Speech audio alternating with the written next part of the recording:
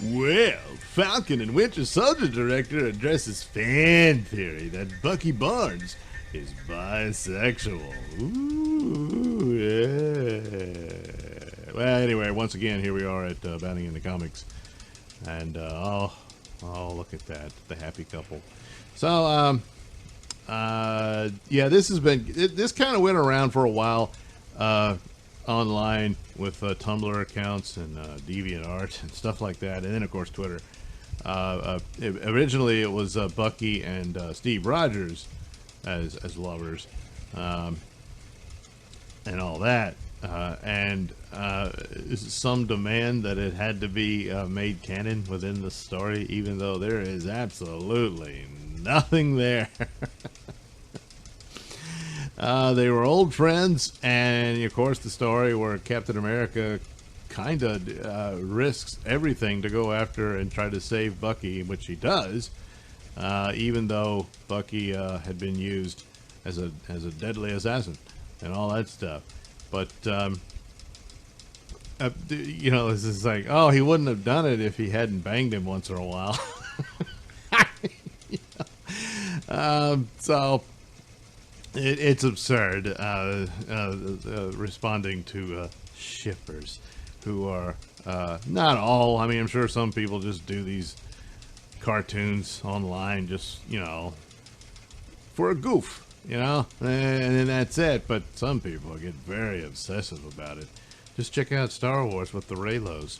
So anyway, they show an example. Someone on Twitter, Bucky Barnes isn't bisexual. Have you seen the way he stands? As if the way he's leaning up against that means he's got to be bisexual. I don't know.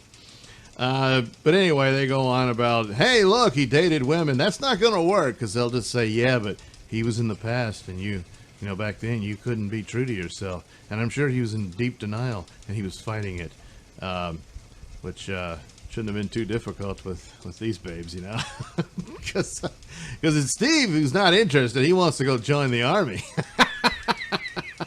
And Bucky says, well, more for me. But of course, he's actually fighting his deep-rooted feelings and love for Steve, you know. So you can just make all that up. It doesn't matter that nothing happened, and there's not even like a long stare and a touching of the cheek. Now, there's none of that. It's nothing. But, you know, shippers just want to make it up. So, you know, and so he's like, oh, the fact that he wasn't interested, that Steve Rogers wasn't, I guess they'll say he's gay too, or something along those lines. I mean, the original Human Torch appeared in this movie too, but it was just a dumb Easter egg. It means nothing. So anyway, oh, look how he's, see, any man who poses like this is not 100% heterosexual. No, apparently. Jeez, you can't get tired. So the director, she Skoglund here, she spoke with Variety, and apparently this question comes up, and they refer to this scene where he's talking about dating websites, and he says, I mean, tiger photos half the time I don't even know what I'm looking at. It's a lot. Now, to me, this was blatantly obvious what he means. But, you know, of course, she explains it. She says, well, I thought of it as an oddity of the times because he's so confused by it. Don't forget, and they forgot, he's 106 years old. So he's confused by internet and websites and all that stuff. He doesn't have the skills for our modern society, and that's all the scene was. He's very much, again, similar to Steve Rogers, a man out of time. Even though he wasn't frozen the whole time the way Steve Rogers was, but the Hydra kept him on ice until they needed him to go kill somebody. Then they stuck him back in the freezer. And he was mind controlled and all that stuff. He never had a life of his own. Now he's back to being his own person. And the last time he was his own person was World War II. So, yeah, he's missed out a lot. So he's going to feel lost here and there. And actually, there should have been even more of that in the series, which was not a good series. It wasn't. So basically, you had two fairly good performers just completely wasted. But anyway, yeah, there's nothing there. There's nothing.